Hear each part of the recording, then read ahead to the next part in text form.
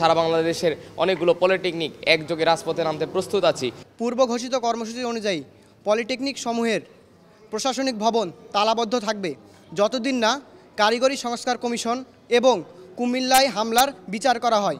আপনার বিগত জীবনে হয়তো দেখেছেন যে আমরা কারিগরি ছাত্র আন্দোলন বাংলাদেশ 6 দফা আন্দোলন সাময়িক স্থগিত করেছিলাম, কিন্তু তার পরবর্তীতে যে ঘটনাগুলো আমাদের সাথে ঘটেছে, যেখানে আমাদের মহাপরিচালক প্রথম থেকে বলতেছিলেন 6 দফা দাবি হলো যৌক্তিক, সেগুলো সবগুলি পূরণ করা হবে, কিন্তু তিনি একটি সংবাদ মিডিয়াকে পরবর্তীতে একটি সাক্ষাৎকার দেন যেখানে বলেন যে কিছু দাবি যৌক্তিক, কিছু দাবি অযৌক্তিক, অযৌক্তিক দাবিগুলো বাস্তবায়ন করা হবে না, এমন ধরনের বক্তব্য দেন, যেটা আমরা শিক্ষার্থী সমাজ কোনোভাবে আশা করি নাই।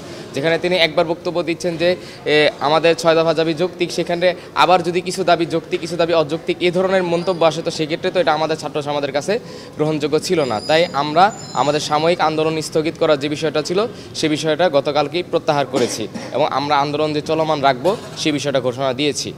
আর আজকে এখানে আমরা এই সমবেত হয়েছি একটি মাত্র কারণে, যে সারা বাংলাদেশে যে আমাদের আন্দোলনটা এখনও ঐক্যবদ্ধ আছে, এখনও যে আমরা দৃঢ়বদ্ধ হয়ে আবার রাজপথে ডাক আসলে ডাকে সাড়া দিয়ে সারা বাংলাদেশের অনেকগুলো পলিটেকনিক একযোগে রাজপথে নামতে প্রস্তুত আছি, সেই অবস্থান জানান দেওয়ার জন্য আজকে আমরা আইডিইবি ভবনে সারা বাংলাদেশের প্রায় 60টা পলিটেকনিক ইনস্টিটিউট আমরা একত্রিত হয়েছি।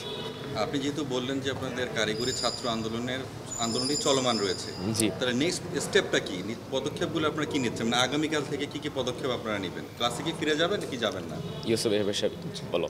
আসসালামু আলাইকুম, আমি মোহাম্মদ ইউসুফ আলী, রাজশাহী বিভাগীয় প্রতিনিধি, কারিগরি ছাত্র আন্দোলন বাংলাদেশ। আপনারা সকলে অবগত আছেন যে আমাদের পূর্বঘোষিত কর্মসূচি অনুযায়ী সকল পরীক্ষা এবং ফর্ম পূরণ কার্যক্রম বর্জন করে আমাদের শিথিল কর্মসূচি চলমান রয়েছে। পাশাপাশি পূর্বঘোষিত কর্মসূচি অনুযায়ী পলিটেকনিক সমূহের প্রশাসনিক ভবন তালাবদ্ধ থাকবে যতদিন না কারিগরি সংস্কার কমিশন এবং কুমিল্লায় হামলার বিচার করা হয়। এবং আমরা আরও বলে দিতে চাই যে আমাদের এই 6 দফা দাবি বাস্তবায়নের পদক্ষেপ অতি দ্রুত দৃশ্যমান না হলে আমরা পূর্বের চেয়ে কঠোর কর্মসূচির দিকে ফিরে যাব।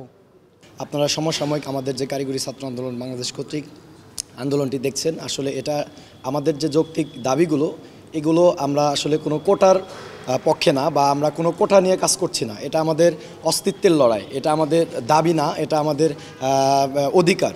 তো সেই প্রেক্ষিতে আমরা মাঠে নেমেছি। এখানে কিছু কুচক্রী মহল কিংবা তৃতীয় পক্ষ তারা হাত ঢুকে আমাদের দাবিগুলোকে অযৌক্তিক বলে প্রমাণ করছে, এবং বিএসসি ইঞ্জিনিয়ারিং পড়ুয়া যে সকল ভাইরা রয়েছেন তারা আমাদের এই ডিপ্লোমা অধিকারকে তারা কোটা বলে সম্বোধন করতেছেন।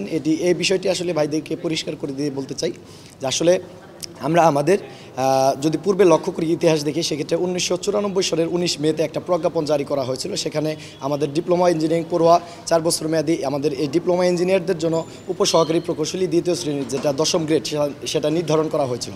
আমরা তাদেরকে একটি কথা পরিষ্কার করে দিয়ে বলতে চাই, এখানে আমরা কোনো কোটা নিয়ে আন্দোলনের নামি নাই।